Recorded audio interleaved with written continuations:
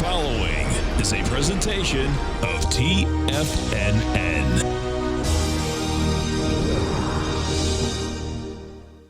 The Tom O'Brien Show is produced every business day. Tom takes your phone calls toll free at 1-877-927-6648. Internationally at 727-445-1044. Let's go to Marty in Worcester. Hey, Marty, what's going on? Hi, Mr. O'Brien. How are you? I'm doing great. How you been, man? Not bad. Good. In fact, you guys, over the time and with a few of your courses and seminars, you taught me how to fish. That's a beautiful thing, brother. That's so cool. Right, yeah, it's true. And so what happens is I still listen all the time, and to not only you, but some of the others. Sure. To, get an idea where the fish might be biting. Yeah. But as far as your services, they're a bargain. When you compare them to a certain prominent man with real estate courses at $35,000 and no contact with the lecturers afterwards at all, and you think of what you guys do for a few hundred, and you can get access and ask questions forever, it's a great deal. No, we appreciate you growling with us out here. Now, Tom O'Brien.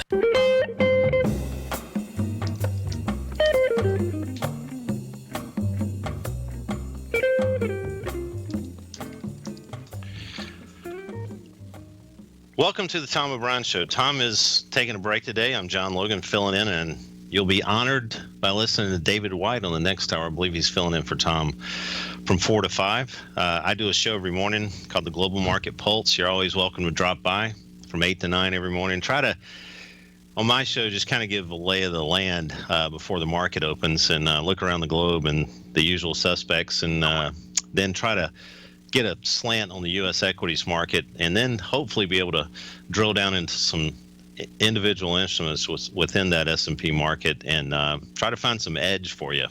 So we're going to start off today. There's so many things to talk about, but let's take a look at the S&Ps. We're getting a little bit of a rally on the close here. This morning, we had a pretty decent little setup going on and a lot of little factors that were giving us indications, at least on an intraday basis, to kind of block out the long side. I'm showing the daily chart right now. It's kind of wild how, somebody mentioned today, I didn't realize this till I heard this. It's been the biggest two-day pullback since September, and it doesn't even really feel like the market's really pulled that back that much to me. I mean, this is, kind of a gyration down at best right now. So don't get too happy yet if you got on your short cap, because these are some areas of normal kind of volatility moves, in my opinion. The VIX is still below 13. Let's kind of put that in perspective for a second. So there's not a lot of fear out there right now, which could mean that we could go down a little bit more. I'm expecting us to go down a little bit more, especially with the political kind of things up in the air. Let's just put it that way, and how they may, directly overnight affect some sectors in the economy.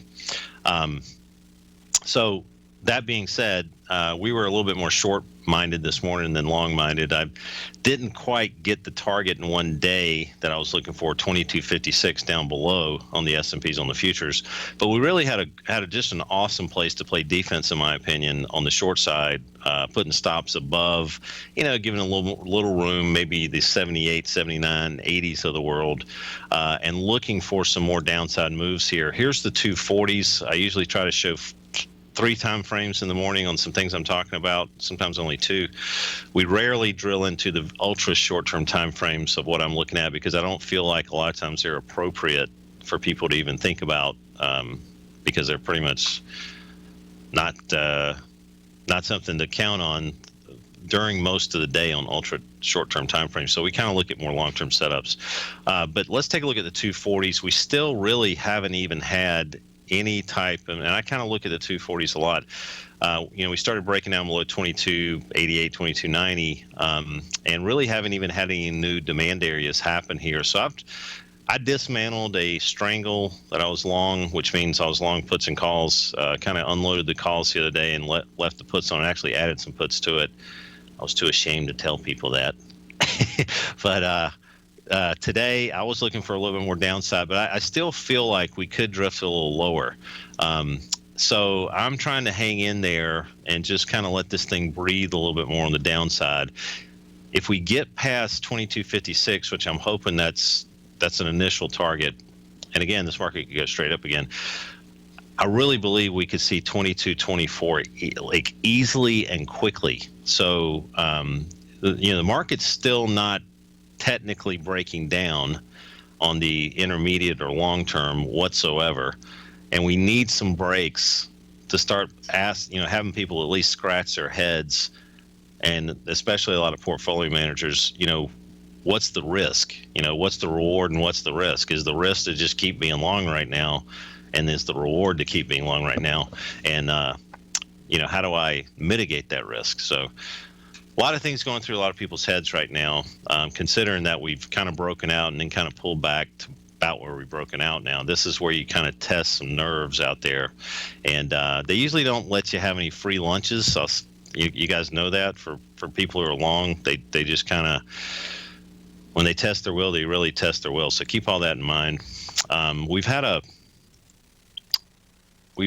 really good clarifying event for a lot of stocks. I'm going to pull quite a few of them up today that weren't necessarily earnings related, but had really done some incredible moves on the upside. So, the market's down on its lows. Some stocks are breaking out of high. Some stocks had been hiding, and I want to pull up a couple of those. One of them in particular, which is my favorite place to go get botulism. Chipotle. I want you to take a look at this. Now, I pulled this up in the scanner, and I pulled it up because and this is a software piece that I feel really has something for everyone, every type of investor baked in it. It's got some short-term S&P, great edge information. You've got every instrument on the globe pretty much, and every index on the globe. Check it out. It's 4,000 or 5,000 instruments in here, and we're always adding more. But one of the things I like, you can kind of drill down and use our profile technology on multiple time frames, but I want to look at just something really quick on the intermediate to long-term breakouts. And I was looking at this, and I was like, Chipotle. So when the markets were pulling back deep today, well, our version of deep this day and time, I was really trying to figure out, what's breaking out, what's hanging in there, what's sitting on support. So CMG really, even in the face of yesterday. So I want to pull this up. This is our weekly. So we've had a real, and you guys know what the drill is here. This stock has not had the best press in the world, but we in the last 2 days, of all days that it could have done this, we've actually kind of hung in there and actually edged higher. So here's the situation. 414.98 daily unfair highs. We've got a profile that's kind of pinched in a little bit from the previous profile, which means that you should be trading outside that box. And then you've got some weekly unfair highs around 417.66. This is a stock that if the market, tries to rebound here, you're probably going to see this thing get a lot of legs and start squeezing some people on the short side. So we'll be right back, folks.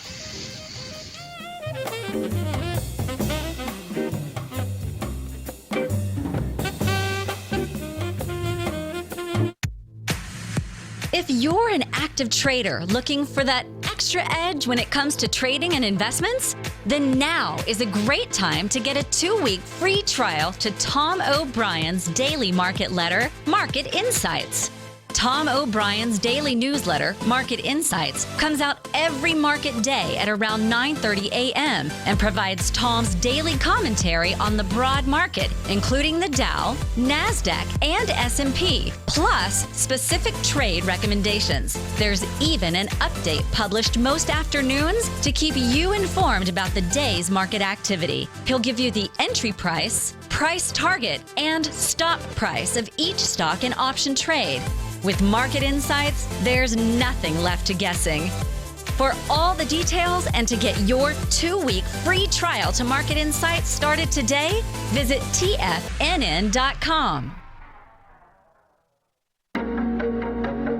In quiet markets, investors search for new trading opportunities. We'd like to introduce you to a new product that provides opportunities even in flat markets. Nadex, the North American Derivatives Exchange, is a new and innovative Chicago-based exchange registered with the Commodity Futures Trading Commission, and unlike most other exchanges, Nadex allows you to trade directly through them with direct market access when using their trading platform. Nadex never charges a fee to use their platform, which even includes real-time charts and full customization capability. Nadex's unique short-term binary options allow traders and investors to capitalize on strategies even when the underlying markets are quiet. Nadex's innovation has allowed them to come up with a line of unique trading products that are unavailable anywhere else. See how it works at nadex.com. That's NADEX.com, or click on the Nadex banner on the front page of TFNN.com. Futures and options trading involves risk and may not be appropriate for all investors. Until recently, it was almost impossible for the average investor to hedge against currency risk in Europe or Japan. For a bold trade on Europe or Japan that protects against moves in currency, trade HEGE or HEGJ, 2 times currency hedged leveraged ETFs from Direction Investments. Visit directioninvestments.com today. An investor should consider the investment objectives, risks, charges, and expenses of the Direction shares carefully before investing. The prospectus and summary prospectus contain this and other information about Direction shares. To obtain a prospectus or summary prospectus, please contact Direction shares at 866-476-7523. The prospectus or summary prospectus should be read carefully before investing. An investment in the funds is subject to risk, including the possible loss of principal. The funds are designed to be utilized only by sophisticated investors such as traders and active investors. Distributor Foreside Fund Services, LLC. Tom takes your phone calls now. Toll free at 1-877-927-6648. Internationally at 727-445-1044.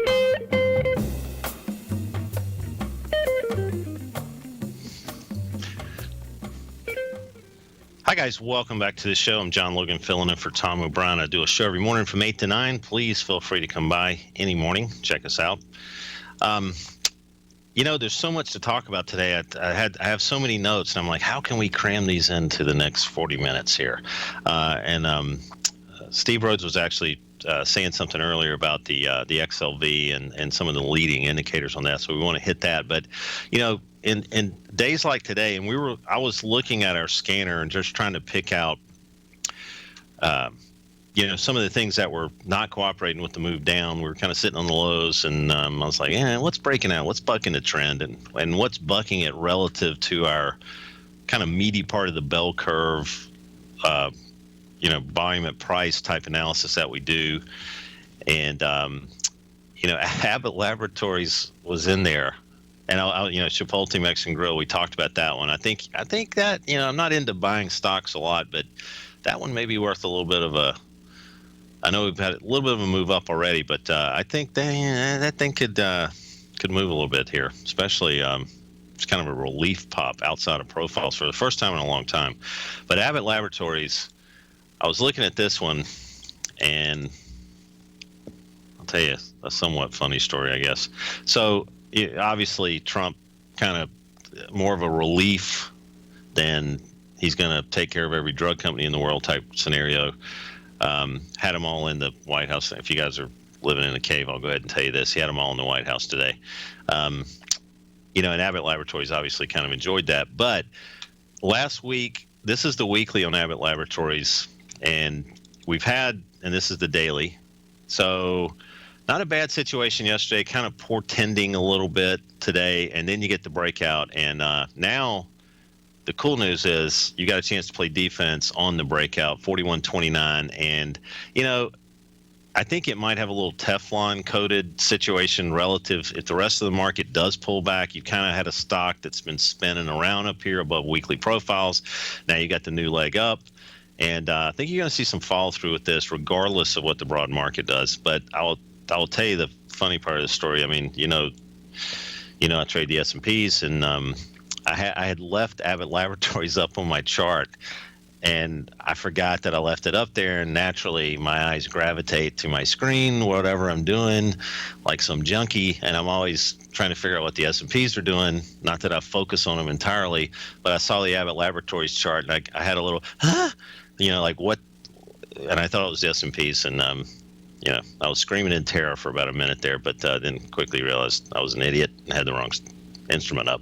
So you guys have probably done that if you watch these screens a lot. So Abbott Laboratories is a great pick. That came right out of the scanner. There's quite a few more here. Duke Energy, another one. I had kind of a 2 thumbs up on that one. But let's kind of review a couple of these things. COH, Coach. I'm not really into even nibbling around with companies like this, but I think you actually, and again, this week, big week up for this company, coming off the weekly lows, as you can see if you're looking at the TFNN feed here, 38.86. I think we could complete the entire cycle. You've got a little bit more left in this, but this thing was busting out earlier today, and when the market was just getting hit too bad, but you know what I'm talking about, above 36.18, 38.86 I think is a foregone conclusion for this thing, because it's, the market turns around and the stock that was kind of trading sideways already breaking out just lifted like it was magic. It was awesome to look at. Let's take a look at Duke Energy. And if you catch the morning show, I'm not coffeeed up yet by then, so definitely had the coffee this afternoon. Duke Energy. All right, so I love a setup like this. Now, this is a long-term scene here. This is our weekly view on Duke Energy. But, we had a new profile up here. We kind of got up there, spun around, didn't want to really get away from those inflection points up there. And that's something we, talked about the dollar in a reverse type mechanism this morning, just staying away from it on the long side. Not the same concept here, but not, when you get up to inflection points, you want to see things get away from them if you're going to continue the move down. So as you look at this stock, and there's a little bit of classical technical analysis kind of factored into what I'm saying here, just from kind of, I've seen this movie before type scenario. But when you kind of move up and then you consolidate, and then the market kind of gives you a little bit of edge in your thinking on a relative strength basis, and you say, wow, not only have we got a good technical setup here, we've also got a stock that is kind of edging up, and that started happening this morning, and boom, voila. So we have a nice breakout, a nice move, and clearing most hurdles that it had to deal with, and Duke Energy could have a little bit more follow through. And I'll stop talking about that now. Let's take a look at good old NASDAQ, Inc. So this is another stock that was acting quite well, and then the market kind of kept moving north, and then you get a more happier move up. So 68.70 cleared that scene, and again, we're looking for strong stocks in a market that was coming in, places to hide or anomalies to kind of take advantage of. So in NDAQ, again, clearing some hurdles, and what do you do with it now? You probably want to buy pullbacks on this, and if you can get the broad market to if you can make a phone call and get the S&Ps to come back, I don't know who you would call, but it would be nice if that happened, and then you'd see some of these stocks that I'm talking about in the breakouts just kind of spin around like, nope, I don't want to go down with the market, and then that really gives you more reasons to look at these with the long eyes. Let's take a look at ZBH. This is another one. Here's a daily on this. Day like today, boom, making kind of new highs here. Well, new recent highs. And it gave you really nice situations before them. But so these are stocks, I'm just pointing these out because you need to keep them on your radar screen. TMO. Let's take a look at this one, and we're going to go back to the den and look at some things people are throwing out there in just a second. The yen. We're going to take a look at the XLV. So TMO, this is kind of a cool scene here.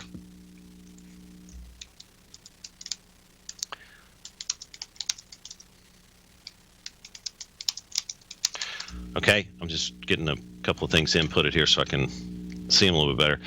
This is kind of a cool scene here because TMO, a lot of, sometimes, a day like today, this is great. Thermo Fisher Scientific, I think the XLV could have some more moves up like we talked about.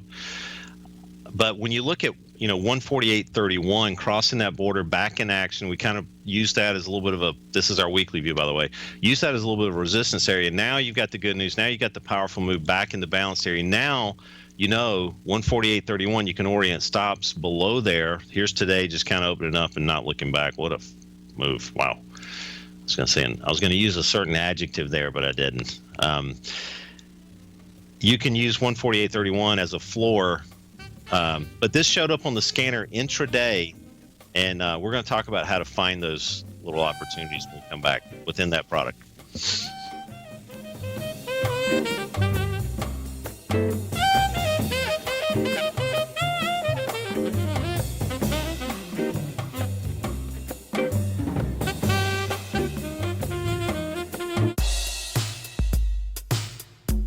Tom O'Brien's weekly gold letter, The Gold Report, gives complete and concise coverage of the entire gold market.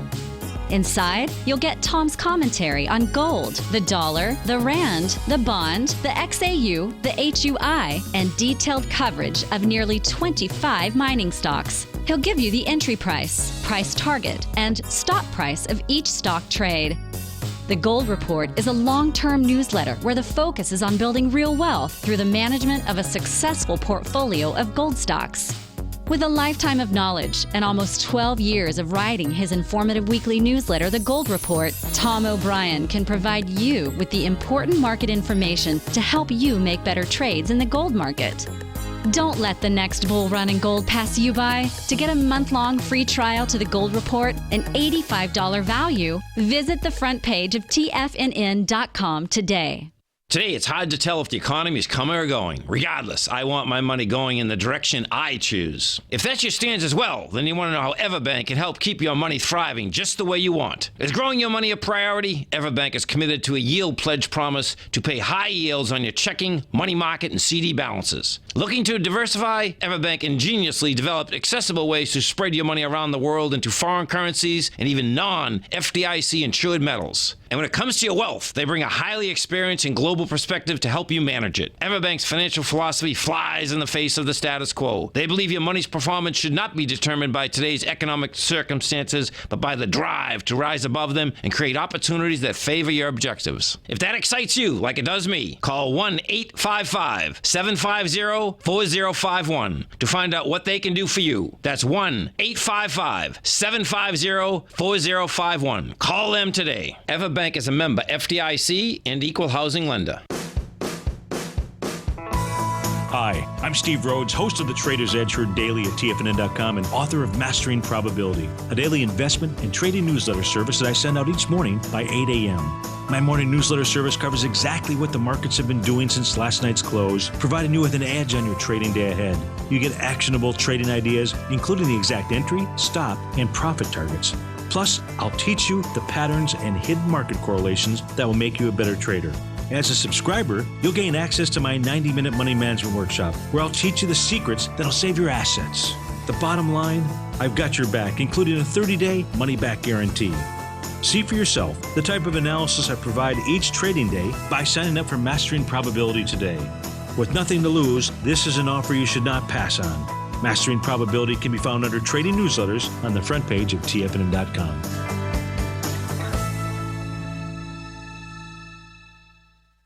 This segment is brought to you by Think or Swim. For more information, just click the Think or Swim banner on the front page of TFNN.com.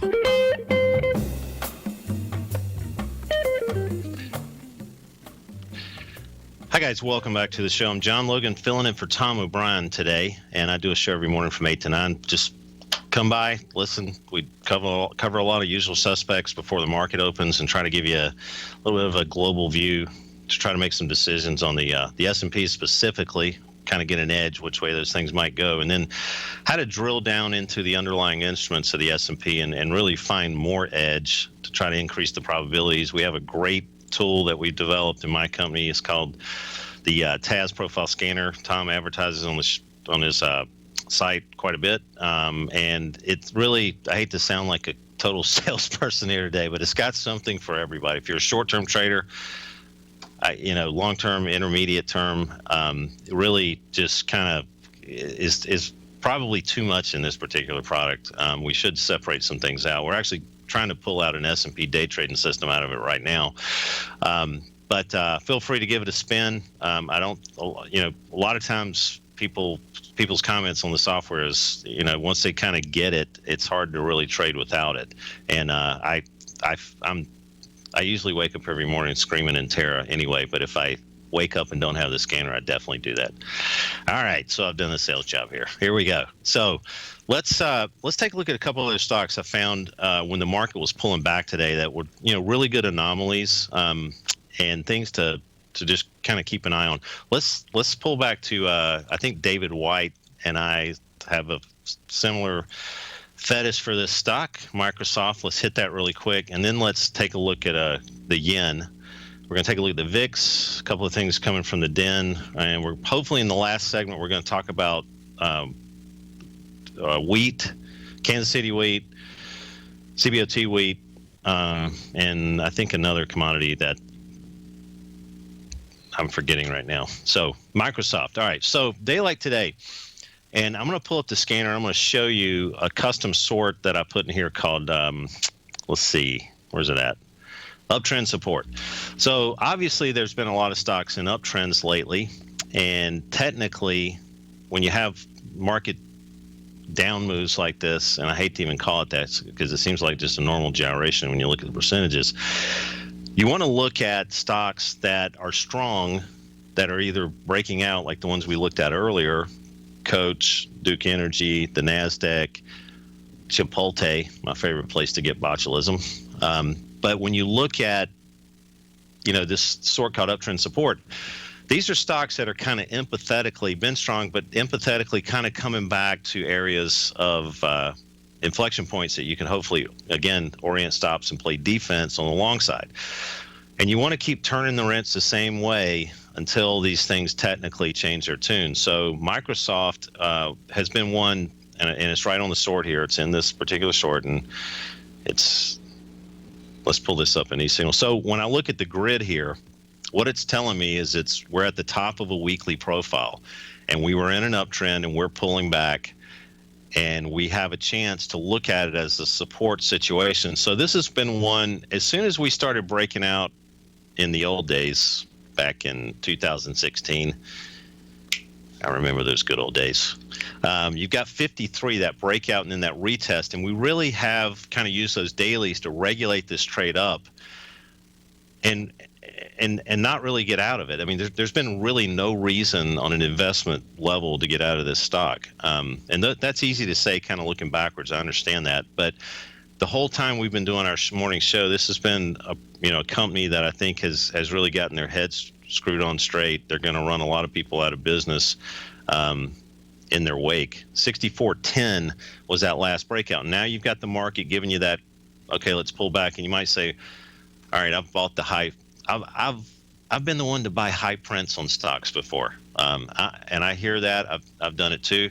But in a market that I don't think has even technically broken down whatsoever on the S&Ps, you've just kind of been given a chance to get in again. The good news is you can play defense on something like this very, very easily, because if we get back in the profile and reverse back in the profile, we may start seeing some more exploration downward into the other side of the fair auction there. So I tell you what, let's take a look at a couple of requests from the den really quick. Let's take a look at the yen. This is an instrument that I follow quite a bit. If you watch this show, we bring on a friend of mine, Joseph Jung from Hong Kong, a lot to talk about the yen, to talk about currencies, the Chinese currency, how it relates to the dollar, and where to, again, try to get an edge on the dollar. A lot of times to trade commodities, because as you know, U.S. markets are priced in dollars, commodities are priced in dollars.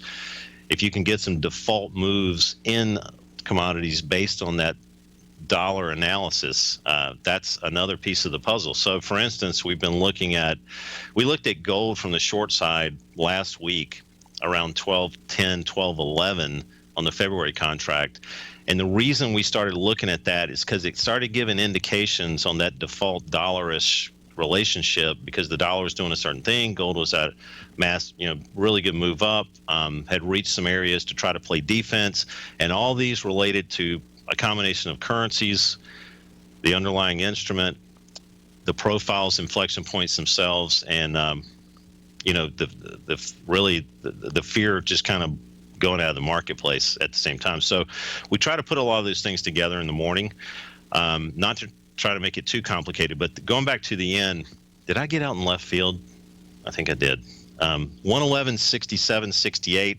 This is the back the truck up number that we've been talking about. All right, and we don't talk about that a lot, but we've gotten a good bounce off this neighborhood this morning. We broke through these recent lows. The dollar had broken down a little bit. We talked about this morning about staying away from the dollar. I'm going to pull up the dollar really quick. We talked about this one having some more downside probably to it, and not to get carried away trying to buy the dollar top of the profile here yet. We had that nice trading bounce last week that we talked about. We met our targets, 177.78.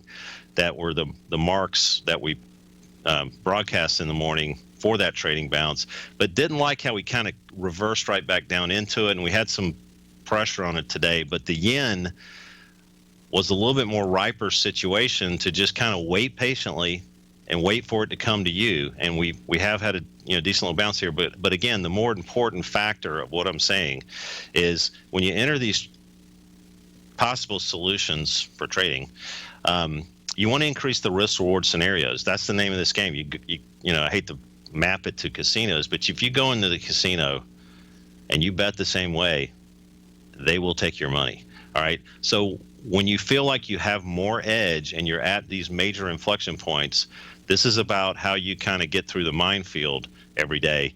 You want to look at these inflection points, figure out how you can risk $1 to make 10, 8, 10, 12. You can't do that. The reason I mentioned I shouldn't have mentioned the casino, but you don't get those kind of odds. Is what I'm trying to say. So if you can gain those type of scenarios, put them in your favor, look at your position sizing, and understand that I can be kind of like a little stingy guy when it comes to some of these levels of importance, while at the same time knowing that there's a lot more upside in the bounces, then you got it licked. Taking a look at what the dollar did today, let's hit the euro really quick and kind of map this a little bit. Man, I hear the music. We got to take another break. All right, guys, we'll be right back.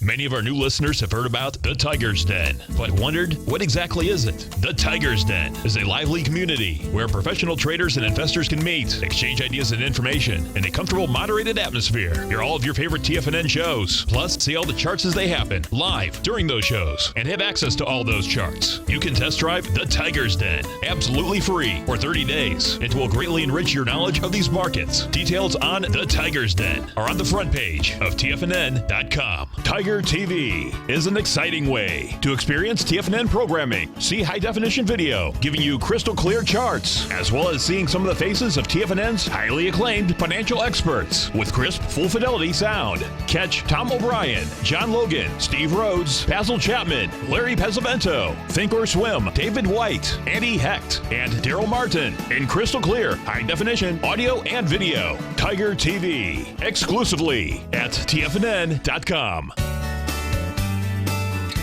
Tiger Real Estate Opportunity Fund is currently offering 4-year first mortgages on many of the fully renovated properties that it has purchased. The first mortgages are third-party appraised with a maximum loan-to-value ratio of 70%, providing a secured investment that pays a fixed return of 5% annually, which works out to a monthly income of more than $416 per $100,000 investment with your principal intact and secured.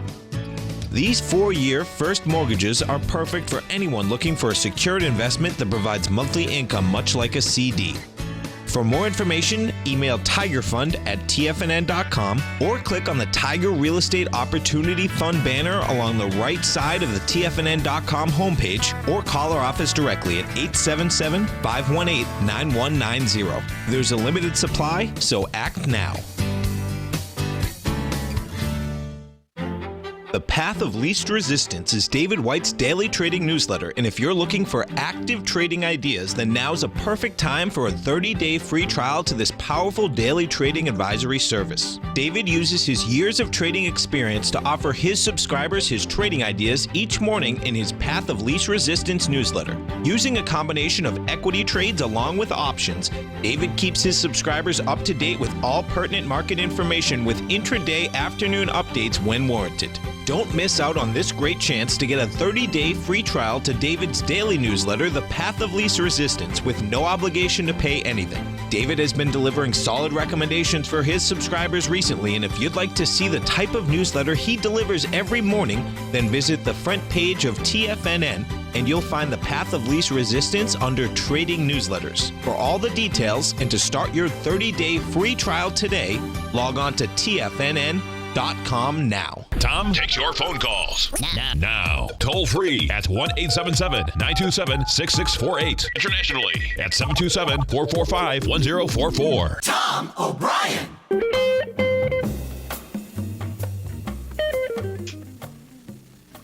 Hi guys, welcome back to the show. I'm John Logan, filling in for Tom O'Brien. We've got we got 2 segments left. What a treat!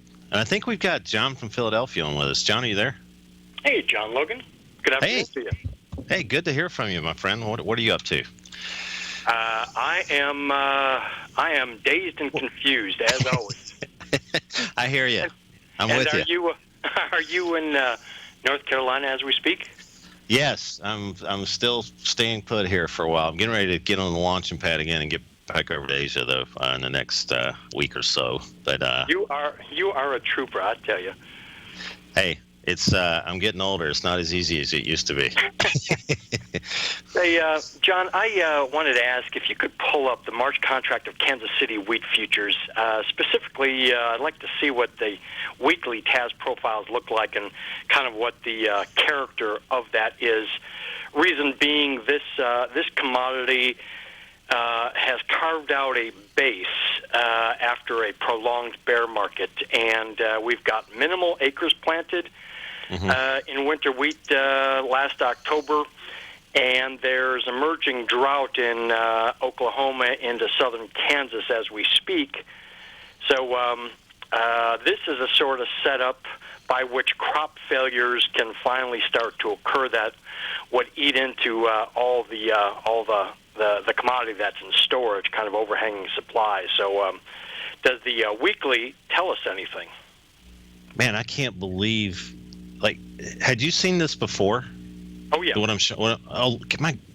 This is an insane setup.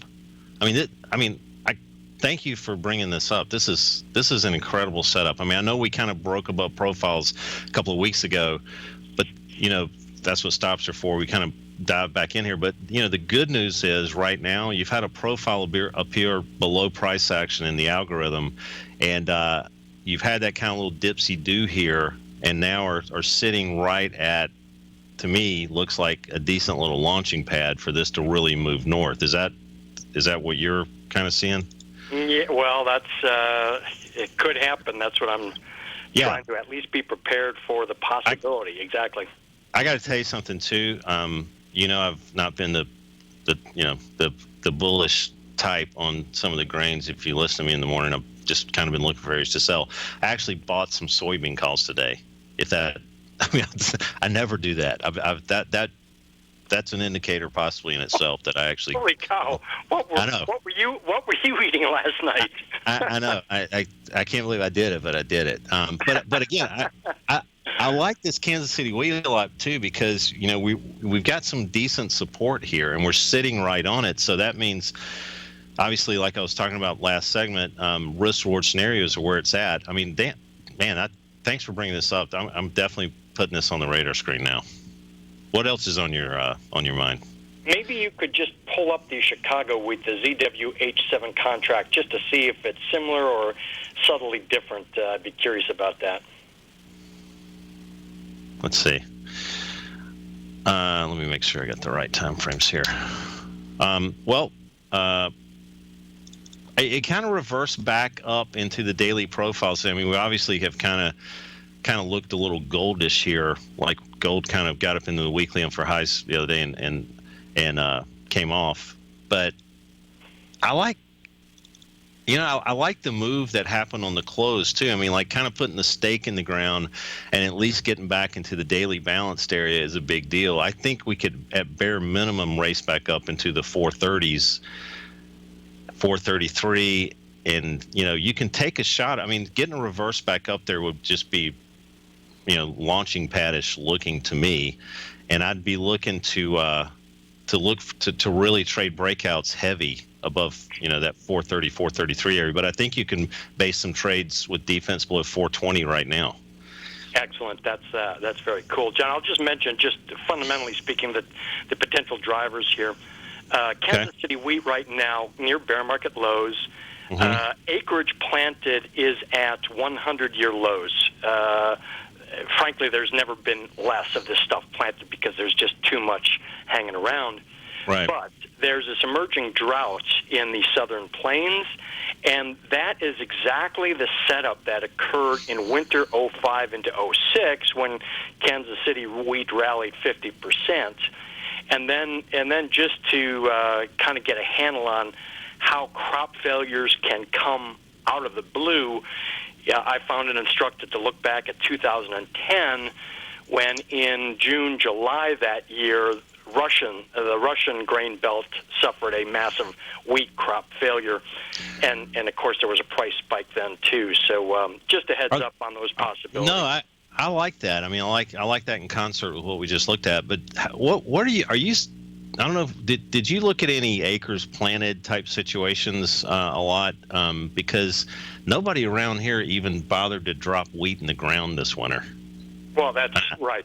And that would fit with the national phenomena that fewer acres were planted in 2016 fall than any time going all the way back to 1909. So it didn't pay to plant it is the bottom line.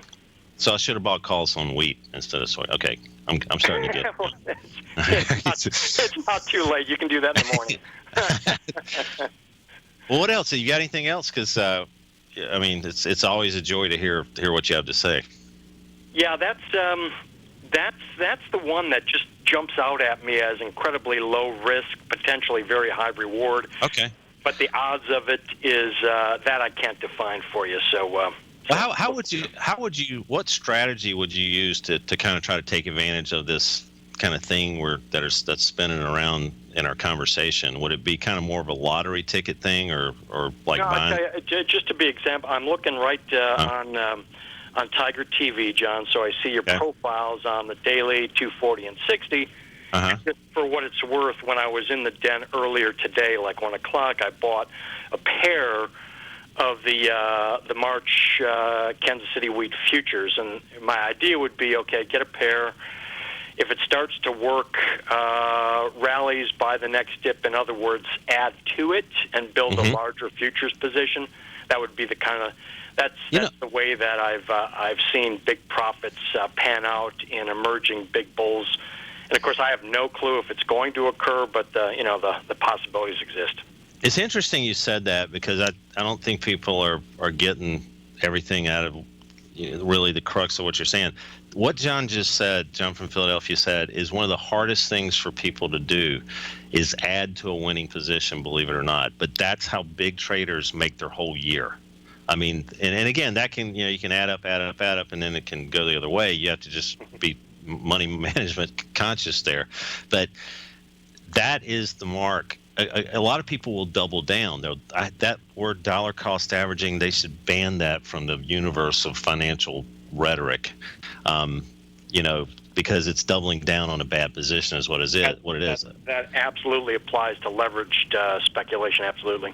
It's crazy. But, that adding to a winning position, knowing when you cross a certain new hurdle or barrier, knowing when to step on the gas and press it, that is the mark of you're on your game. So, John, thanks for calling in. Thank you, John. Bye. Great. See you. Okay. We'll be back just a few minutes, folks.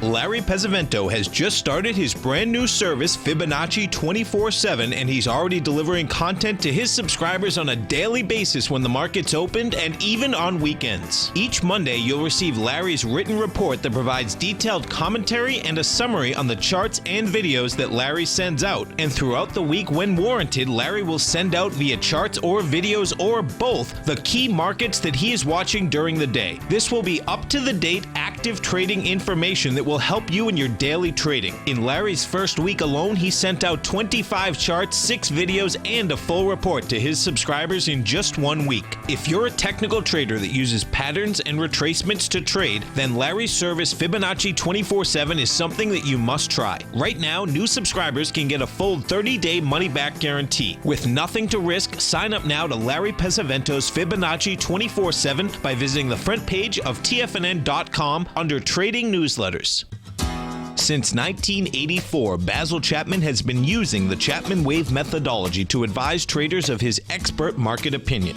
While originally hand-drawing charts from the late 1970s into the 1980s, Basil noticed that prices under most circumstances virtually always had a certain number of legs to the upside before declining sharply. Later, Basil found that computer software, which included the standard market technical indicators, enhanced the degree of accuracy in calling price turns, as well as market trend calls. Thus was born the Chapman Wave sequence. Using the Chapman Wave methodology along with other indicators, Basil Chapman advises his subscribers of his expert market opinion each market day with his opening call newsletter. Right now, you can get a 2-week free trial to the opening call, Basil's daily trading newsletter, by visiting the front page of TFNN.com. Cancel at any time during that trial and pay absolutely nothing. Get your 2-week free trial to Basil's newsletter, The Opening Call, today by visiting TFNN.com. TFNN is excited about our new software charting program, The Art of Timing the Trade Charts. In collaboration with Tom O'Brien and using his best-selling book, The Art of Timing the Trade, Your Ultimate Trading Mastery System, David White has programmed an outstanding piece of software that will complement any trader's methodology. Using this first-of-its-kind program, The Art of Timing Charts allows you to scan thousands of stocks for Fibonacci formation setups, including Gartley's, ABC's, butterflies, and much more. The Art of Timing the Trade Charts is designed to help you when scouring the markets for stocks just beginning to form the trading patterns that many investors spend days, weeks, or even months searching to find. And right now, we're offering licenses available at only $79 a month. We are so confident that you're going to love this new charting software that will even give you a 30-day unconditional money-back guarantee. Don't miss out on this incredible new piece of software. Get your copy of The Art of Timing the Trade Charts today by visiting TFNN.com. This segment is brought to you by TFNN. Test drive all the newsletters for free at TFNN.com.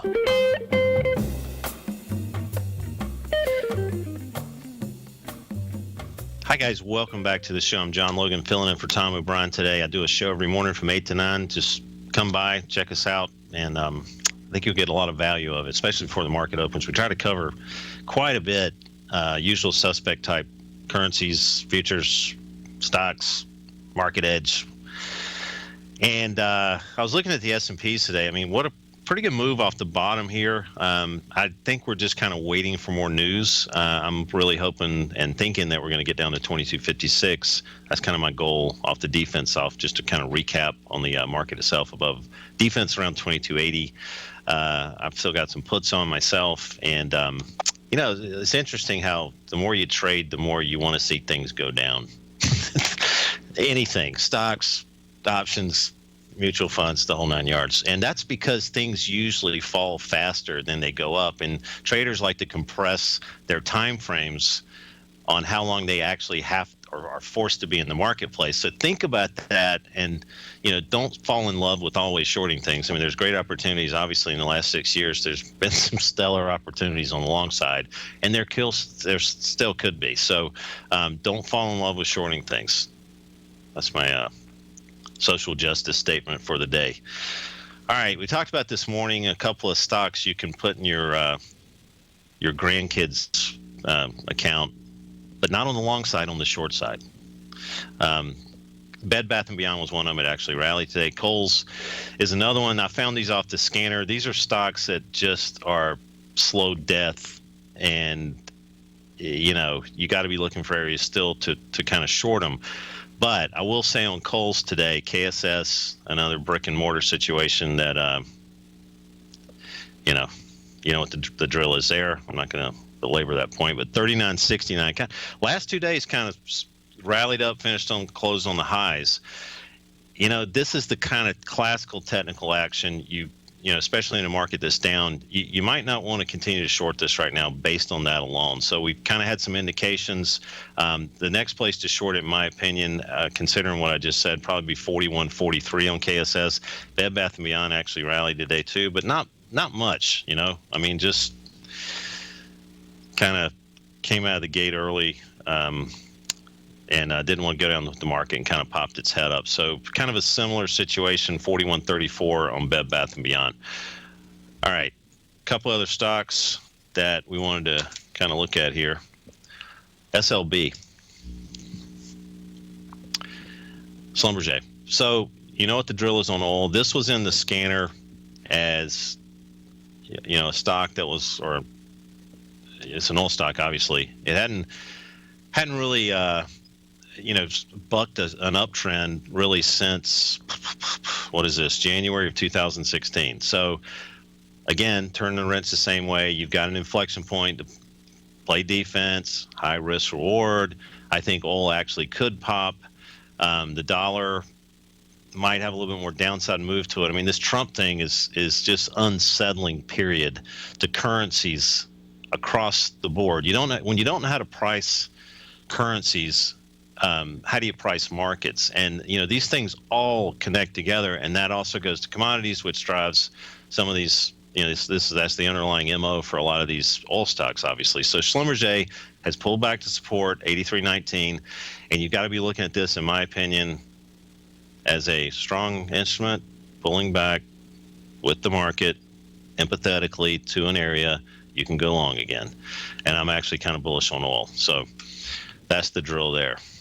Yeah, I mean, nobody knows what's going to come up next. And that's why I'm a little bit more bearish on the market in general right now, because if these guys start buying insurance on the downside, buying these puts, guess what? That market maker's got to sell baskets of stock and S&Ps and what have you to try to hedge that sell to the funds. So there's a lot of things lining up here. Volatility of the VIX still sitting down south here, and no fear in the marketplace, and that's when it usually caves in. Guys, thanks for joining us today. Stay tuned for David next hour. We'll see you tomorrow morning. You know what's cool? Taking something that's good for you. Something specifically formulated to help with weight loss, better sleep, stress reduction, and the need to detox. Nico, our hunter and gatherer ancestors found all their nutritional requirements for health in their wild environment. But today, our food sources no longer contain the vitamins, minerals, and nutrients our bodies need to stay healthy and strong. That's why we need Primal Edge Daily Nutrition. It includes a special blend of ionic, soil-based vitamins, minerals, fatty, and amino acids in an easy-to-use liquid form. Primal Edge is powered by highly concentrated fulvic and humic acids, nature's preferred delivery system. They have been called miracle molecules because, like sunlight, air, and water, life cannot exist without them.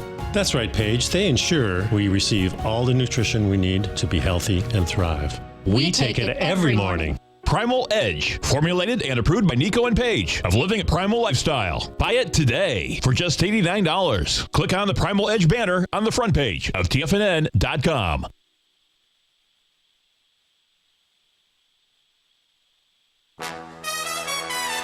This is TFNN.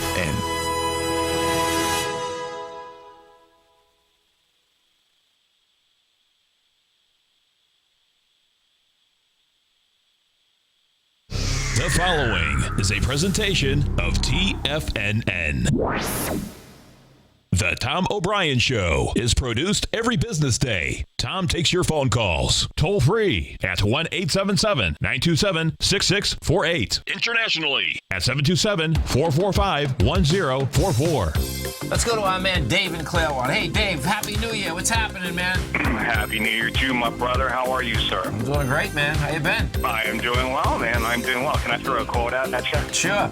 In the market, somebody knows something. Someone always knows something. That statement was made by a great trader by the name of Tom O'Brien about 6-7 years ago. Oh, yeah? And it kind of hit me like a brick. You're right. Somebody always knows something. Hey, Carlos, what's going on, brother? I'm calling you back, Tom. This morning I had the pleasure to talk to you and your son, and I don't want to miss the opportunity to talk to you again. Well, I think you made some money on this bond.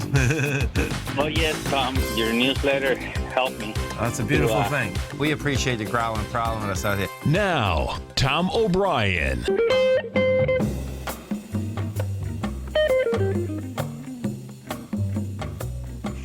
And good evening, folks. This is Dave White sitting in for the one and only Tom O'Brien. Of course, we'll have Andy Heck in here in 20 minutes. So we'll talk about commodities probably for 20 minutes after that, maybe a couple of segments. Anyway, if you're just getting out of your cars or climbing out of a cave, whatever you might be, the S&P closed down 2 points after being down about 12, got to 2267 for the low today, closed at 2278. Volume really did pick up today. So you would like to have seen that push down to a lower low on lighter volume. Right now, 4.36 billion shares on the New York Consolidated Tape. I was saying on my show at 2 o'clock today, tomorrow will be a big signal. And that signal will be after the FOMC meeting. That is at 2 p.m. tomorrow Eastern time. And there won't be any discussions after it. So there'll just be a announcement and some text, and everybody will fight over the meaning of that text. And by the end of the day, I think we're probably going to have some kind of signal. As I told everybody, I suspect that we're pulling back to 2240 on the S&P cash, but that is not going to be in a straight line. If you are looking for a signal to short the market, as many people are, what you really like to see is that move to the top, where we only had about 3.8 billion shares above 2,300 on the S&P cash. You'd like to see now, if you're bearish, a move higher with lighter volume over the next day or two. If you're bullish, you'd love to see the volume that we have today, somewhere about 4.3. To signal a new high and continuing highs, I would have liked to seen somewhere around 5 billion shares compared to the 3.8 billion shares that we had at that high just over 2,300 on the S&P cash. So do we have to get all the way there if you want to become bearish? The answer is no. Do we have to do a lot of other things? No. Now, if you want to be bullish, apparently that turning off your phone, even with an emergency alert, does not matter. I just found that out. So what else do we have? Anyway, 2278 as the closeout here. We have a lot of earnings after the bell. And as always, we like to start our show off with a little bit of history. So why don't we do that even on time, Joe? That it's all just a little bit of history repeating. On this day in 1950, President Harry Truman publicly announces his decision to support the development of the hydrogen bomb, a weapon theorized by hundreds of times more powerful than the atomic bombs dropped in Japan during World War II. Part of that decision was that, of course, the Soviet Union had already started developing that and more. Interestingly enough, we were really starting to get very warm in the Cold War. Mostly because, in fact, a lot of people don't know it, that during the Second World War, we had a bunch of B-29s, I think 3 of them, that landed in I can't even say it, in Russia, Vladivostok. And the Russians had taken them apart. And, of course, they, up to that point, had no way to actually deliver an atomic bomb unless it was in the back of a truck. So we started to see the development of them building that airplane. And, of course, in 1947, they detonated their own atomic bomb. So we were looking for a little bit more. There was kind of a food fight between most of the scientists. Edward Teller, who is thought of as the father of the hydrogen bomb, was really the main proponent of it because he figured out that you could do it. You needed an atomic bomb to set off a hydrogen bomb, which was kind of interesting. And they worked on it for a little while, and of course, in a number of years, set one off. What they didn't know was there was a mole, a spy, who fed every bit of information that was going on in the nuclear development to the Soviet Union, and they had one not long after we had ours. They just got it on the cheap. Anyway, on this day in 1950, the Cold War turned a little bit hotter as the cat and mouse game continued. We talked, as we said at the very beginning of the show, that we were down, what is that? Down 12 points on the S&P cash. Volume was pretty big. A little bit of divergence in the broader indexes when we look at the Dow. It was off 107 points, and everybody goes, "Well, it was off 100 points." Well, if you look historically, a 10-point move in the S&P cash is not that big a deal. Being down 2 points, though, why the Dow is down 100 points is that much. You would say that if we're down 2 points on the S&P, you probably should be down 4 or 5 points on the NASDAQ, and you should be down, of course, about 20 points on the Dow, so significantly lower there. A lot of people kind of scratching their heads and figuring out why. I think I have a reason, and again, it goes back to FOMC. This has been kind of ruminating since Friday, and that is many people, after the GDP numbers, figured that maybe those numbers were cooked for the election cycle. Politicians fudging the books. Never happened. Never happened, right? So anyway, a lot of people are thinking that those GDP numbers were just fudged for the election. They were right back down to the 1.6% level that we've been on for forever. And that means that of the 3 projected rate hikes that they're looking at this year, quarter point, the FOMC may tomorrow actually drop one of those. That caused gold to pop a bit, caused the dollar index to drop below the psychological 100-point number. So now we're in a position where, guess what? We have a huge day coming in the market tomorrow.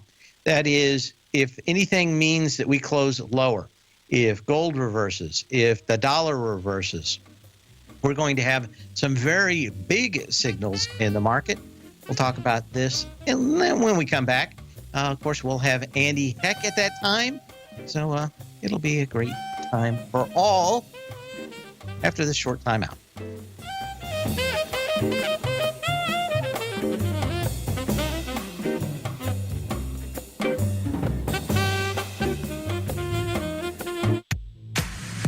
If you're an active trader looking for that extra edge when it comes to trading and investments, then now is a great time to get a 2-week free trial to Tom O'Brien's daily market letter, Market Insights.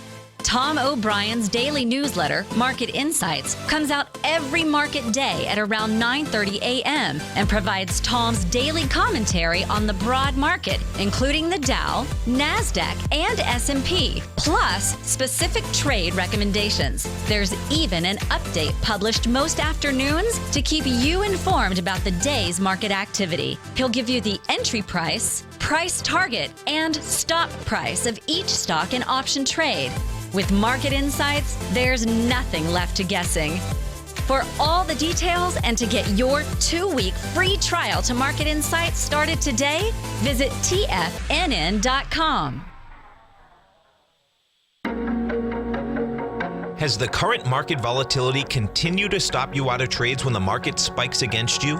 Now is the perfect time to open up an account with Nadex. Nadex, the North American Derivatives Exchange, is a brand new, completely regulated Chicago-based exchange, and unlike most other exchanges, Nadex allows you to trade directly through them with direct market access when using their completely free trading platform, which also features real-time charts and full customization capability. One of the advantages of trading with Nadex in volatile markets is that your risk is always capped and you have the ability of keeping your trades open even when the market spikes against you. Nadex is completely brand new with a line of unique trading products that are unavailable anywhere else. See how it works at nadex.com. That's NADEX.com.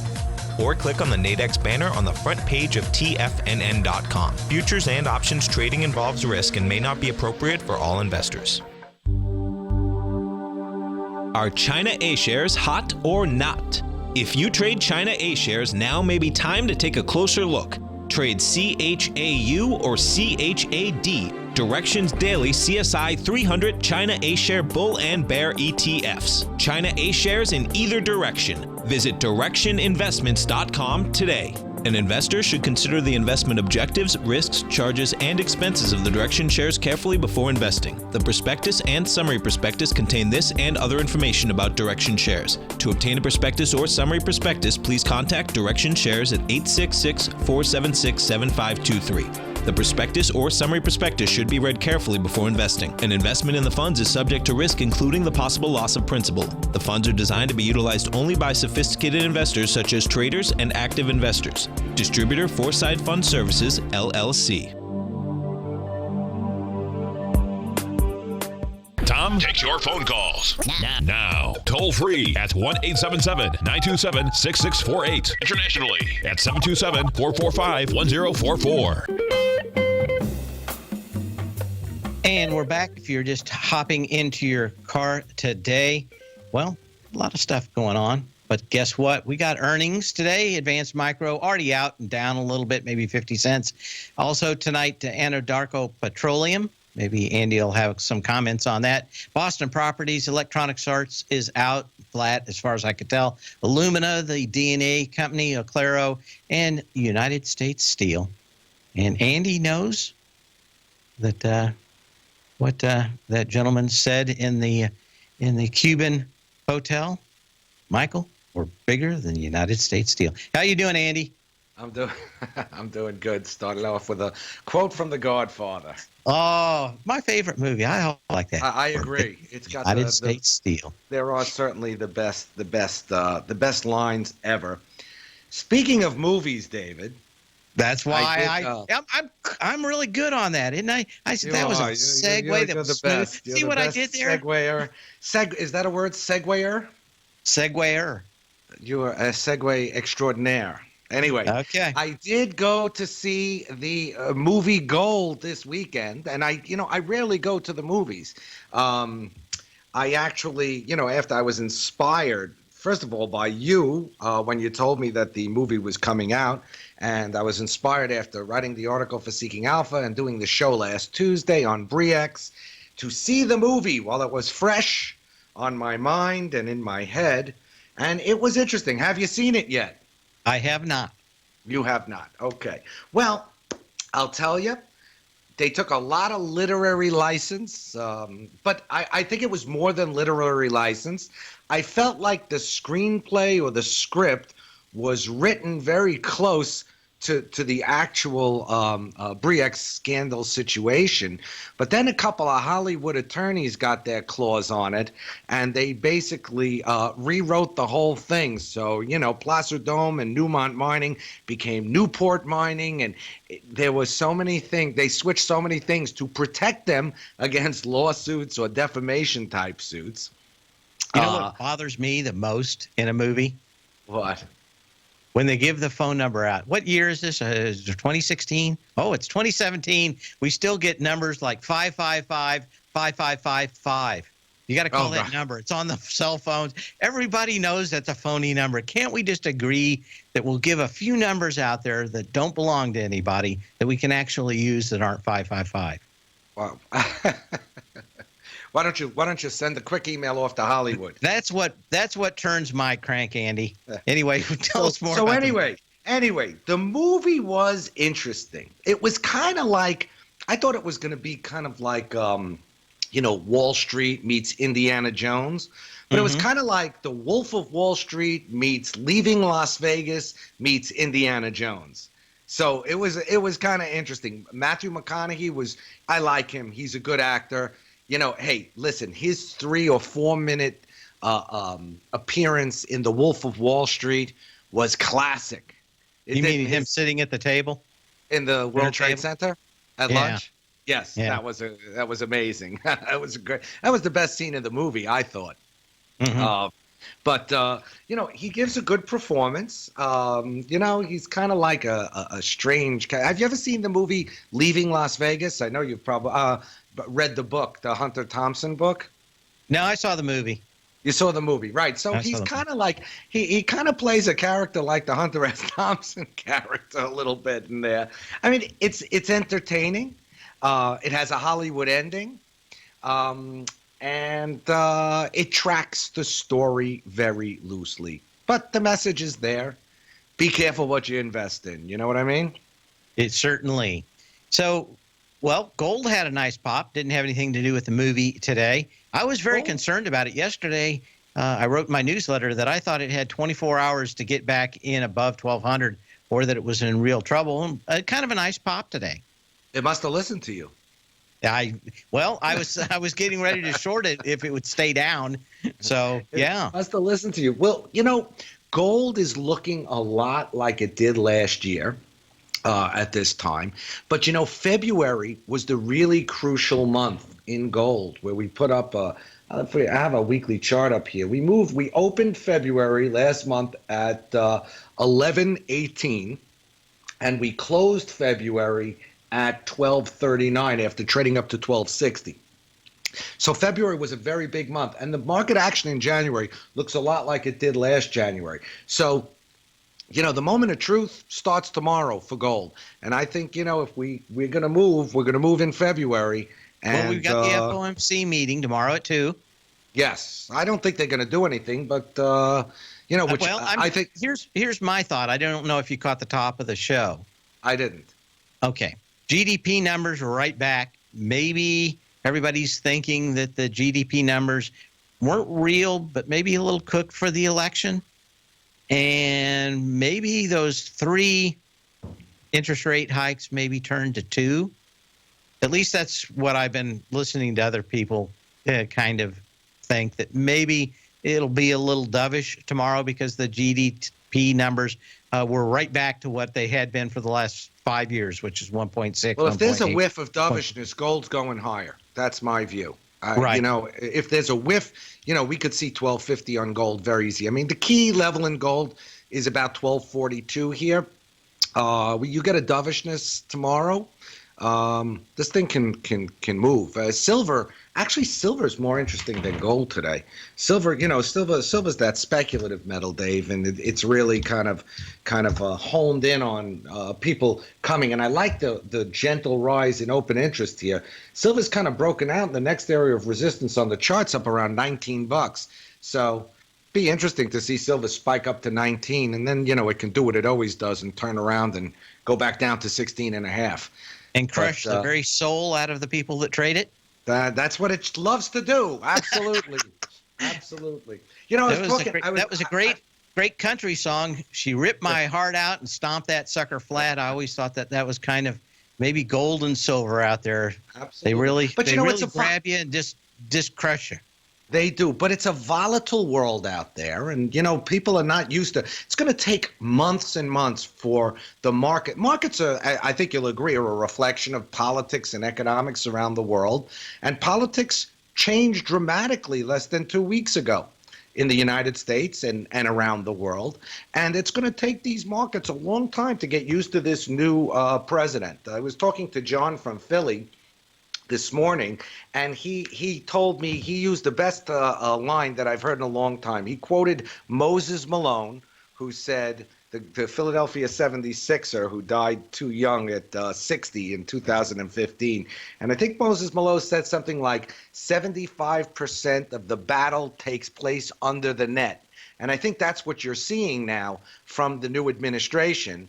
And, there's a lot of hoopla and a lot of things going on, but they're positioning all over the place with other countries, with Congress, with everyone, because remember, the man in the seat is the guy who wrote The Art of the Deal. How much do you think in gold right now is general conditions, and how much of it is mommy and daddy arguing and the rest of the world doesn't like that happening? I think a lot of it is mommy and daddy arguing and the rest of the world doesn't like it. It's uncertainty. I think it's also the European election. We'll be back after this short timeout, and we'll talk the rest of the commodities. Maybe we'll find out that steak is going lower. That would be my favorite, Tom. It is, actually. Anyway, it is. Good. We'll be back in a minute. Today, it's hard to tell if the economy is coming or going. Regardless, I want my money going in the direction I choose. If that's your stance as well, then you want to know how EverBank can help keep your money thriving just the way you want. Is growing your money a priority? EverBank is committed to a yield pledge promise to pay high yields on your checking, money market, and CD balances. Looking to diversify? EverBank ingeniously developed accessible ways to spread your money around the world into foreign currencies and even non-FDIC insured metals. And when it comes to your wealth, they bring a highly experienced and global perspective to help you manage it. EverBank's financial philosophy flies in the face of the status quo. They believe your money's performance should not be determined by today's economic circumstances, but by the drive to rise above them and create opportunities that favor your objectives. If that excites you, like it does me, call 1-855-750-4051 to find out what they can do for you. That's 1-855-750-4051. Call them today. EverBank is a member FDIC and equal housing lender. Tom O'Brien's weekly gold letter, The Gold Report, gives complete and concise coverage of the entire gold market. Inside, you'll get Tom's commentary on gold, the dollar, the rand, the bond, the XAU, the HUI, and detailed coverage of nearly 25 mining stocks. He'll give you the entry price, price target, and stop price of each stock trade. The Gold Report is a long-term newsletter where the focus is on building real wealth through the management of a successful portfolio of gold stocks. With a lifetime of knowledge and almost 12 years of writing his informative weekly newsletter, The Gold Report, Tom O'Brien can provide you with the important market information to help you make better trades in the gold market. Don't let the next bull run in gold pass you by. To get a month-long free trial to the Gold Report, an $85 value, visit the front page of TFNN.com today. TFNN has put together the finest live programming lineup each trading day, featuring some of the most knowledgeable and respected financial minds in the nation to educate traders and investors. On Mondays, Wednesdays, and Fridays, we broadcast 9 hours a day starting at 8 a.m. as John Logan kicks us off each trading day with the Global Market Pulse. Tuesdays and Thursdays, we broadcast 11 hours. Get an early and healthy start to your day as Nico and Paige bring you Living a Primal Lifestyle. Then catch Andy Hecht at 5 p.m. with the Commodities Hour, following the Tom O'Brien Show. Mondays and Fridays, catch live trading on the Nadex platform with host Tom and Tommy O'Brien, along with Daryl Martin on the Bull Bear Binary Option Hour. See the TFNN program lineup via the link on the front page of TFNN.com to get a complete overview of our TFNN shows and hosts, and keep TFNN's Tiger TV tuned in on your mobile device, PC, or Mac for the latest financial news and information throughout the broadcasting day. TFNN, educating investors. This segment is brought to you by Think or Swim. For more information, just click the Think or Swim banner on the front page of TFNN.com. And welcome back. This is Dave White sitting in for the one and only Tom O'Brien. We've got Andy Heck with us, and Apple earnings are just supposed to come out any second. Not out yet. Oh, here they come. Let's take a look. What do we got for Apple prices?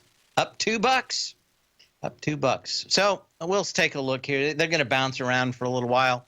The conference call for that will be at 5 o'clock, but looks like they're going to be okay. I kind of turned bullish on Apple about the 3rd or 4th of January. It just looked like that the cycle for the next iPhone and some of the rumored new features would be enough to have sales, at least this year, fairly good. I think we're already looking at a little bit of that.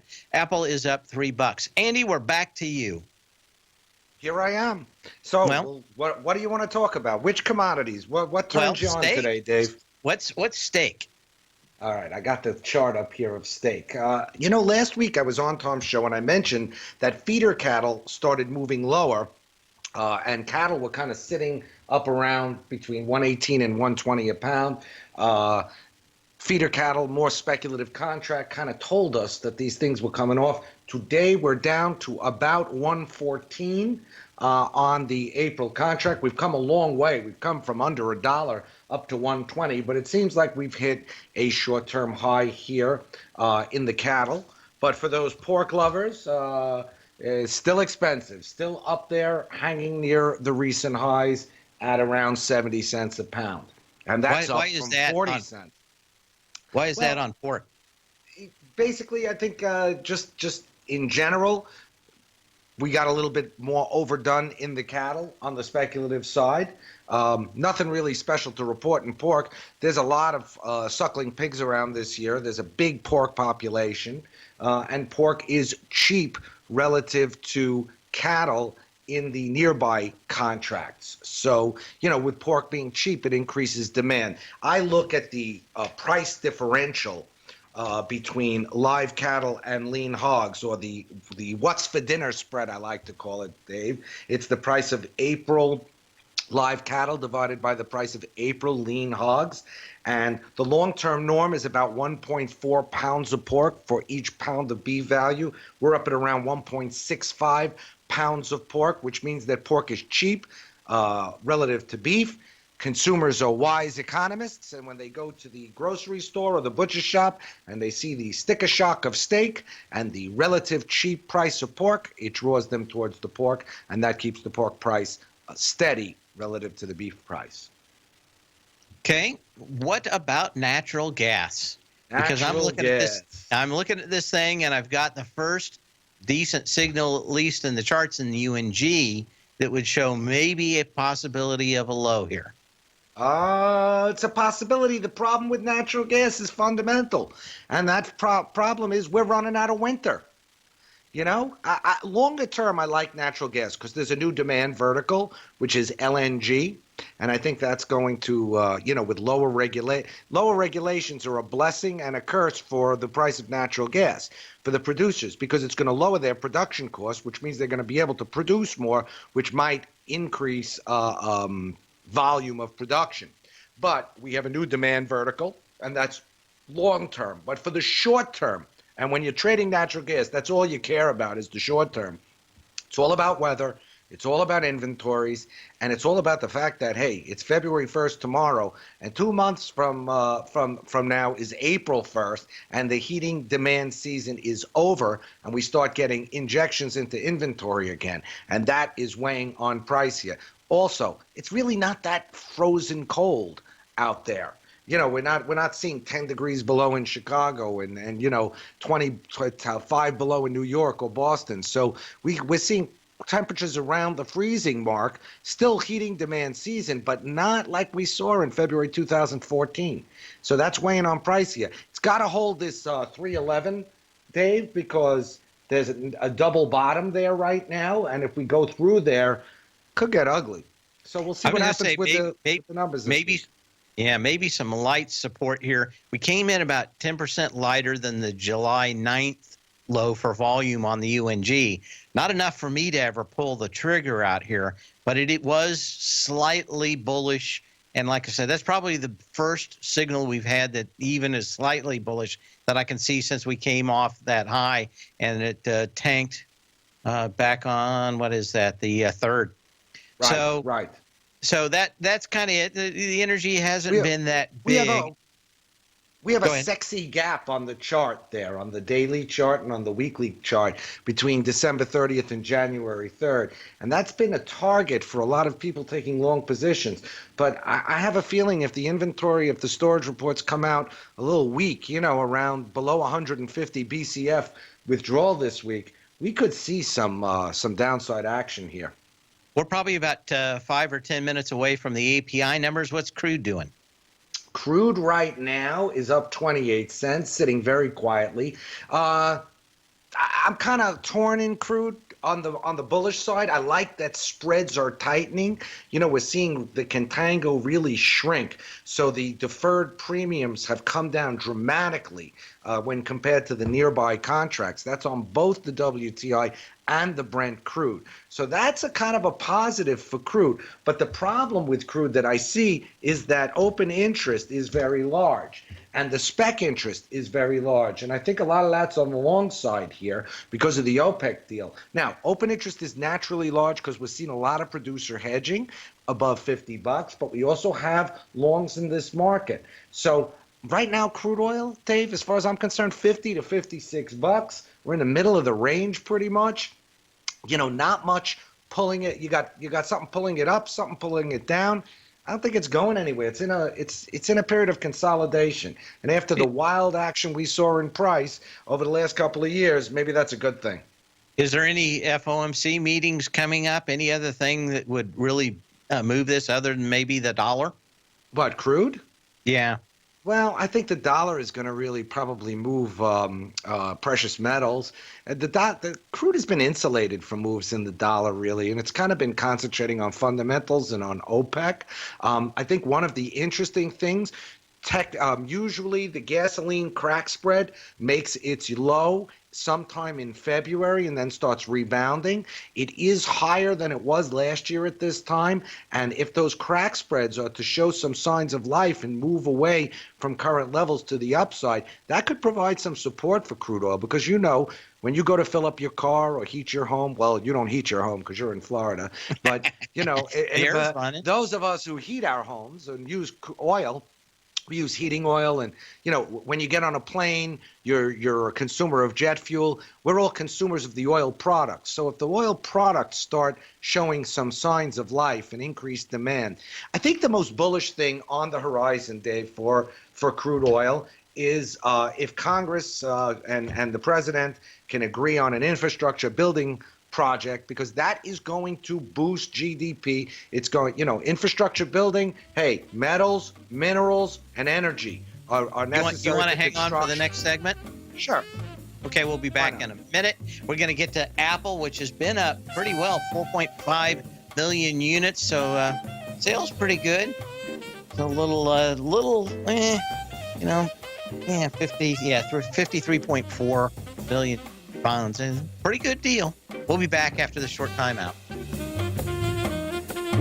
Many of our new listeners have heard about the Tiger's Den, but wondered, what exactly is it? The Tiger's Den is a lively community where professional traders and investors can meet, exchange ideas and information in a comfortable, moderated atmosphere. Hear all of your favorite TFNN shows, plus see all the charts as they happen, live during those shows, and have access to all those charts. You can test drive the Tiger's Den, absolutely free, for 30 days. It will greatly enrich your knowledge of these markets. Details on the Tiger's Den are on the front page of TFNN.com. Tiger TV is an exciting way to experience TFNN programming. See high-definition video, giving you crystal clear charts, as well as seeing some of the faces of TFNN's highly acclaimed financial experts with crisp, full-fidelity sound. Catch Tom O'Brien, John Logan, Steve Rhodes, Basil Chapman, Larry Pesavento, Think or Swim, David White, Andy Hecht, and Daryl Martin in crystal clear, high-definition audio and video. Tiger TV, exclusively at TFNN.com.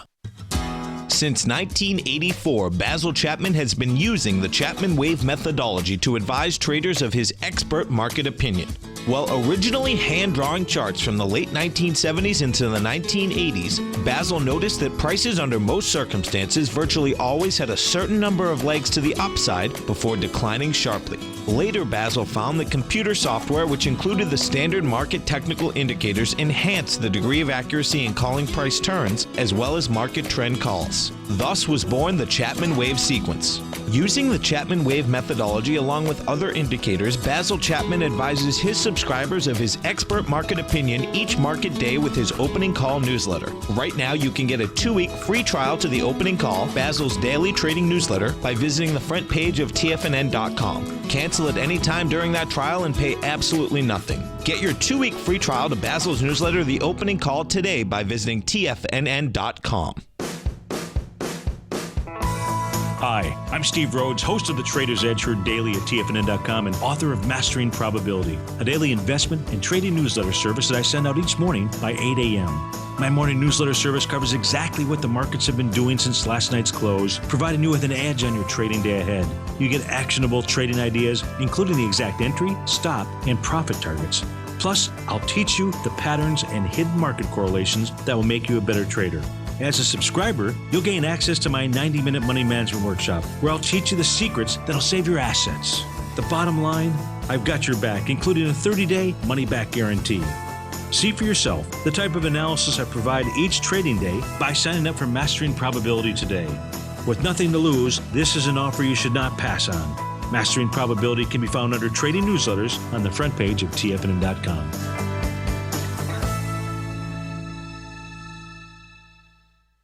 Tom takes your phone calls now. Toll free at 1-877-927-6648. Internationally at 727-445-1044. Tom O'Brien. And this is Dave White sitting in for the one and only Tom O'Brien. We've got Andy Heck with us. Apple earnings have just come out. It's up about $3 after the close. Kind of good for them actually even guiding down into the second quarter. That's not uncommon. They like to sandbag their numbers. Also, kind of discussions about when the iPhone 8 will come out.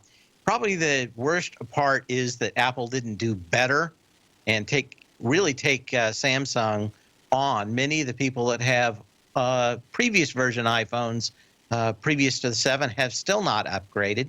Andy, are you there? I'm here. So I'm so non-tech savvy. I have an iPhone 6. I'll wait till the 9 comes up to go to the 7. I like to stay a couple behind. But just in general, from my perspective, Dave, the revolution of that iPhone has been incredible. I mean, think about what you carry around in your pocket today.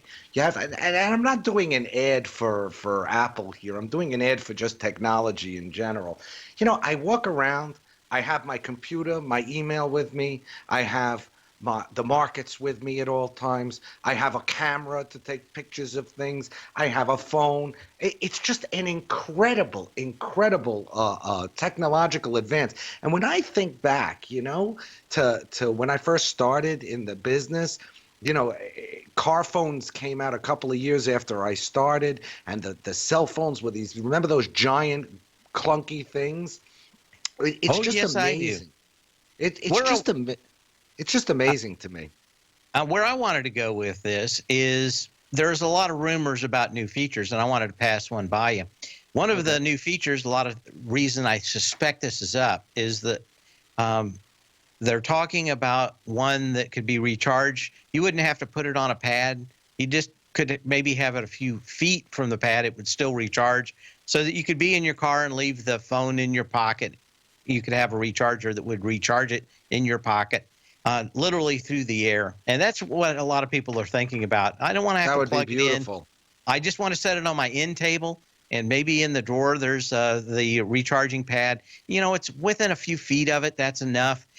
You've got one in the office that recharges all the people in maybe your cubicle. A lot of people talking about wireless recharging, and I mean not wireless 1 inch away from something, but maybe a few feet and maybe even 10 feet. That would be amazing.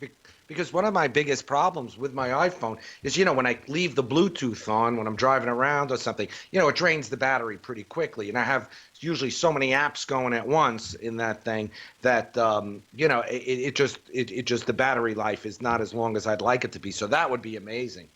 Well, that's why a lot of people think that this would be a next good upgrade cycle. I think the downside for Apple is that they didn't do a lot better with Samsung's fumble. And also, Samsung, their next version has already leaked, and you can see on the internet, you can see what it's going to be. But it looks like that's maybe 2, 4, 6 weeks away. And a lot of people pretty much dedicated. They like the phone. They didn't like that it burst into flames. That wasn't on the feature list. Wasn't on the feature list. And they're thinking that now if they've got that fixed, that should be what everybody is looking for. And so Apple guiding down a little bit, but I think a lot of people are looking past Q2, looking into Q3 and 4 with that next iPhone and maybe some really hot features that'll make people upgrade. That'll be awesome. Listen, I my first exposure to Apple and to Steve Jobs was when I worked at Fibro in the early 90s. I think it was late 80s, early 90s. And we took on his Next system as a trading system to test it because my boss, Andy Hall, was very good friends with Steve Jobs. And he was up in the office a couple of times. And,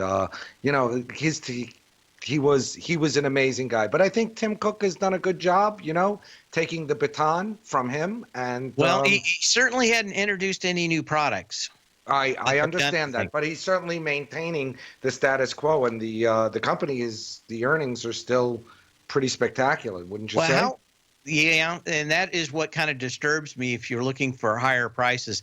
I hate the history of CEOs that have been CFOs becoming the king of the company, from Ballmer at Microsoft, and I could go through 50 of them.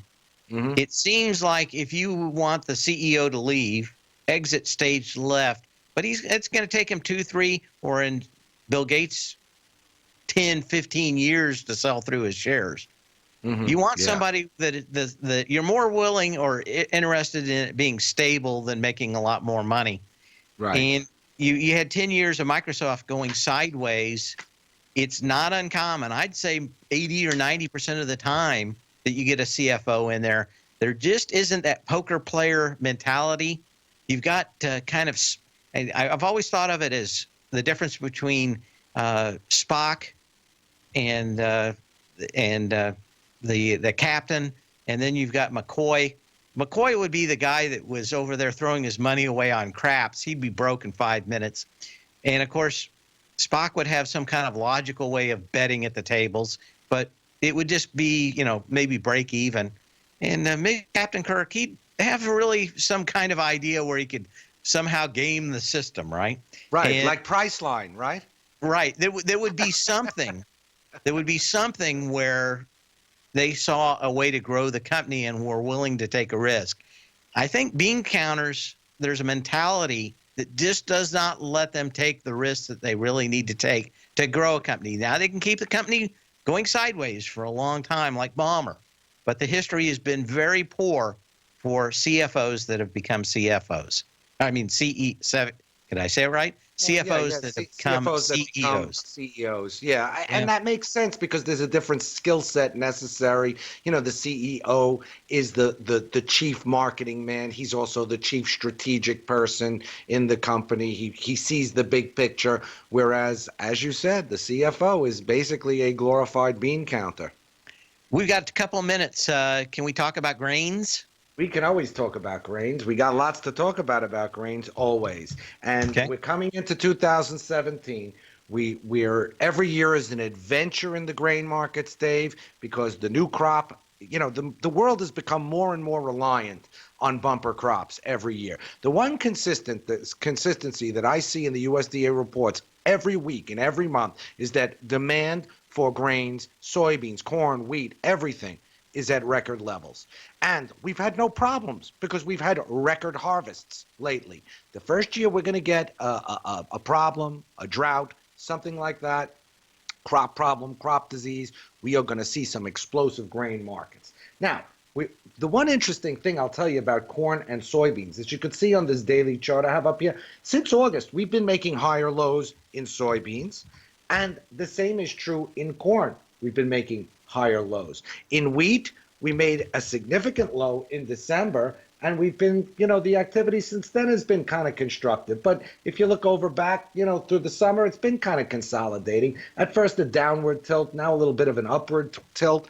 I like these markets. I think that they're cheap. I don't think they're going back to prices we saw 20 years ago. I think the downside's very limited. The upside's potentially explosive, and we won't know until growing season, until, if something's going to go on here. I also like fertilizer stocks. 30 years ago, we had 4 billion people. We're closing in on 8 billion.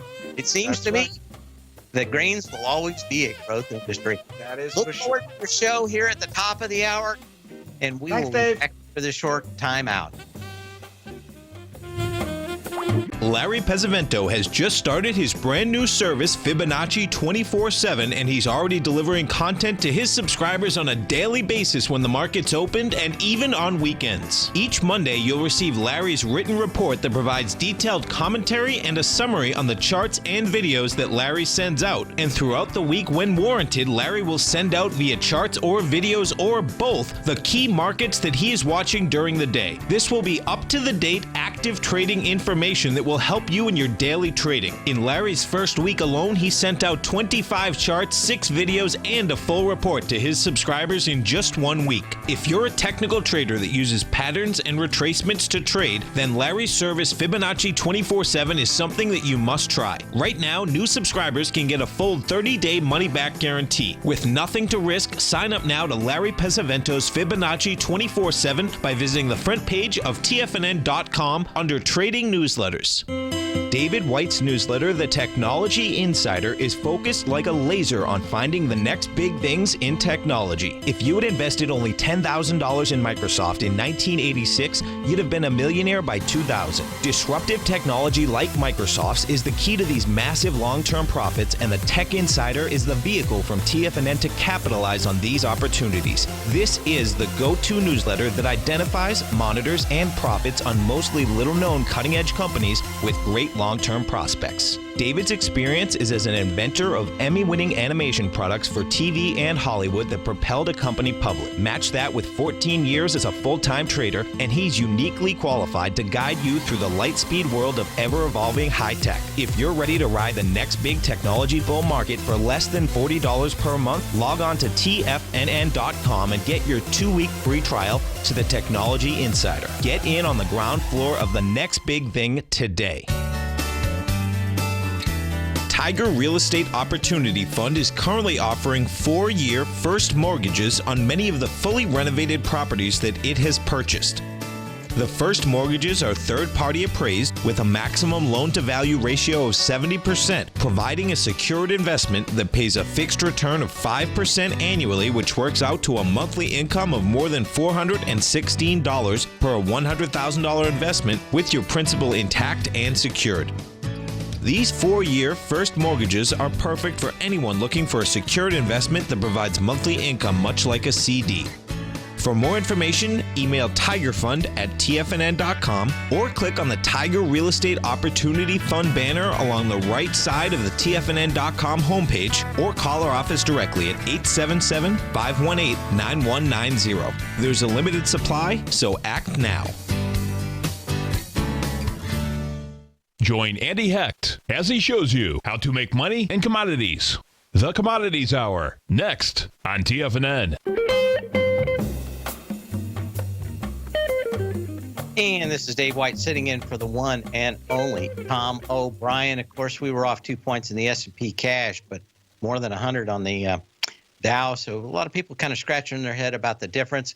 After the bell, we had some earnings, nothing really exciting except Apple, which is up about $3, guiding down in Q2. Their earnings call will start at 5 o'clock, and I'll be listening to that, probably commenting on my show tomorrow at 2. Gold had a big day out here. Andy, of course, Andy Heck will be having a show at 5. He'll go into probably bigger detail about that and his thoughts on gold and silver. Stay tuned for that. Of course, today, if you were watching a little bit earlier, you just had to really look at United Parcel Service and see kind of a hard day out here. This is always kind of a little bit of the warning signs in some of these.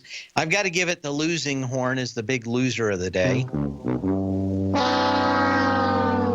Down on on volume means that this thing is probably coming back to about the mid 106 level. That's where this actually took off back on the 7th of November. Went all the way up for Christmas, has come all the way back down. Whiffed on the earnings, and that's about it. We had a few others that had the same trouble out here today. Under another one that blew apart. Probably not as big a surprise, maybe certainly a bigger loss out here. And again, a lot of these retail stocks continue to look weak. Now, tomorrow, we have the FOMC meeting at 2. What I'd been hoping is that we'd get a good signal tomorrow afternoon. I think that's still the case. If we go up a little higher with Apple, my guess is we're going to start moving up. If we go up into the 2 o'clock hour, the FOMC meeting comes out, they're a little bit dovish. I think a lot of people could get nervous. I think they were thinking that 3% move in the GDP number that we saw pre-election was a sign of things to come. That if they think that maybe they need to leave a little bit more juice in there, maybe the market has moved a little bit farther than it should. Now, again, I wouldn't pull the trigger at 2, but by 3:30, we should have a fairly good idea what the volume looked like. Have we tested the highs or come close to retesting the highs? If the volume is, and we continue to move higher back into those recent highs, we could have some very, very quick reversals come Thursday. So we're really all about the volume and the reaction after the FOMC meeting.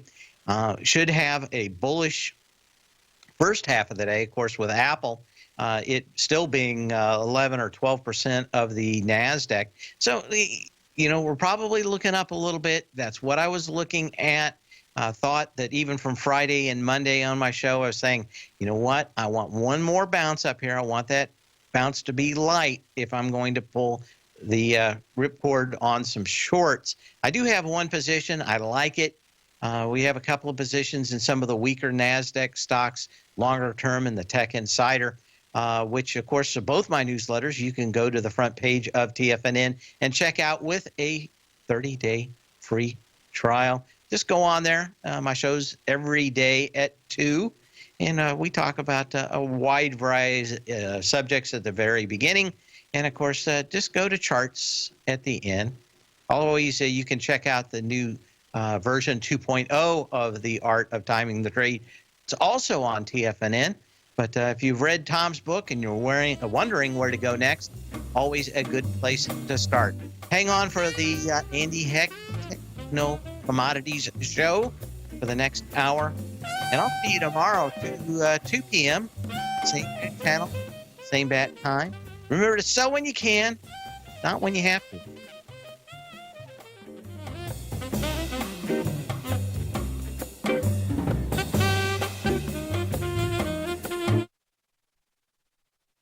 Platinum, grains, crude oil, gold, copper, cattle, hogs, gasoline, natural gas, coffee, cotton, cocoa, and sugar. These are just some of the commodities mentioned in the most recent issue of Andy Hecht's Techno-Mental Commodity Report.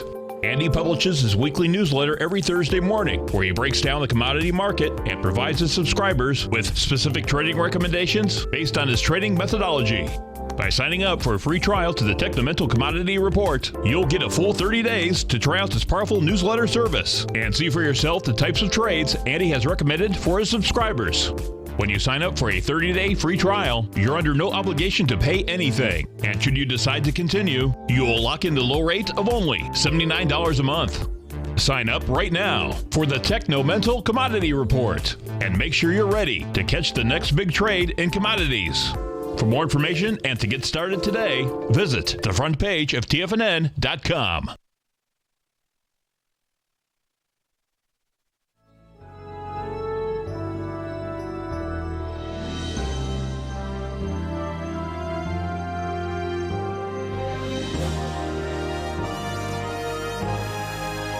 This is TFNN.